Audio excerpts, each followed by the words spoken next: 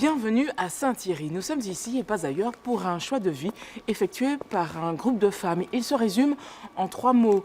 La prière, le travail et le silence. Venez, entrez avec nous dans le monastère des Bénédictines. C'est sans doute la première fois que les portes du monastère restent ouvertes en permanence. Voilà 50 ans que la communauté des Bénédictines est implantée dans le massif de Saint-Thierry. On a fait visiter la maison, donc exceptionnellement on ouvre nos portes qui sont normalement en clôture et ça donne lieu à des échanges. Ça permet que les gens qui nous voient parfois parce qu'ils viennent, ou les gens du village tout simplement, qui n'osent pas toujours passer le porche, puissent rencontrer les sœurs, dialoguer, voilà, comme on le fait avec vous, pour échanger, découvrir un petit peu notre vie. Le 16 décembre 68, après quelques mois de recherche, la communauté des Bénédictines de Vanves investissait le domaine. Nous avons regardé un certain nombre d'endroits dans la Marne et un beau jour on nous a dit il y aurait quelque chose à Saint-Thierry. Un château. Nous avons dit un château, jamais de la vie. Et puis on a dit on regardait tellement de choses, allons voir quand même. Nous sommes allés voir et on a vu que c'était une terre monastique depuis le VIe siècle, que c'était l'endroit où Guillaume de Saint-Thierry avait été abbé. On s'est dit, il faut quand même regarder d'un peu près. Parmi ces pionnières, en 69, sœur Bénédicte. Elle était alors postulante. Quand je suis arrivée la première fois, il y avait ce grand portail qui s'ouvrait là, à la porte d'entrée. Et quand mes cousins m'ont amenée dans la journée du 2 février, et quand je leur ai dit au revoir, et que j'ai refermé ce grand portail derrière eux, je me suis dit, c'est la dernière fois que je sors d'ici. Et je pense que le Seigneur a beaucoup d'humour parce qu'il m'a fait voyager énormément. Je suis allée même jusqu'en Afrique pendant plusieurs années. Du bâton de sa parole.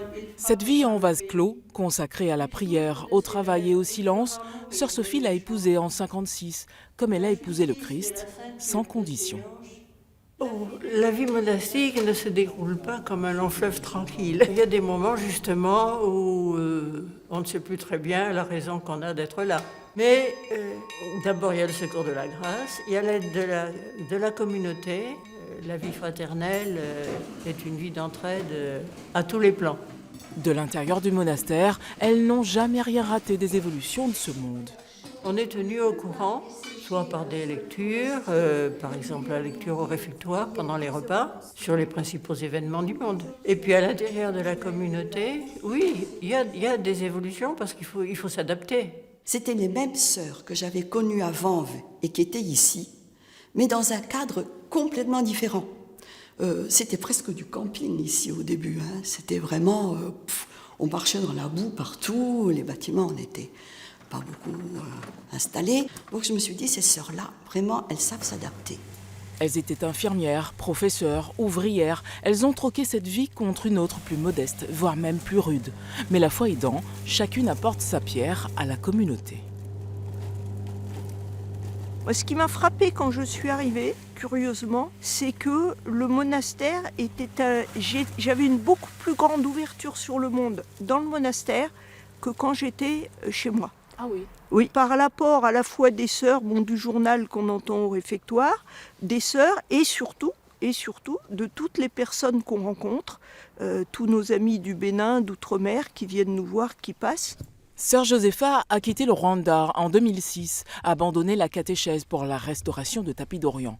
Elle ne prêche plus, sa vie n'est plus que contemplation. Je n'ai pas eu de doute, j'ai senti que c'est ma place, car je me suis sentie à l'aise et rapide du cœur. Je n'avais pas aucun doute de me dire que c'est ma vocation, c'est ici où le Seigneur veut que je lui serve.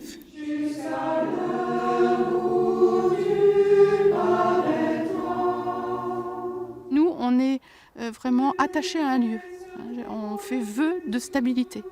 Donc c'est vrai que le lieu est important, mais ce n'est pas un absolu.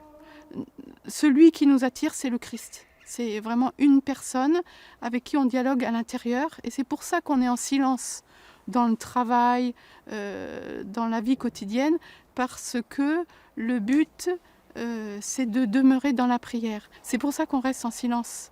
Alors ça n'empêche pas pour le travail d'échanger de quelques mots. C'est pas quelque chose d'absolu. C'est une attitude intérieure. Nous quittons la communauté des bénédictines de Saint-Thierry pour une autre destination ailleurs, en Champagne-Ardenne. À très bientôt.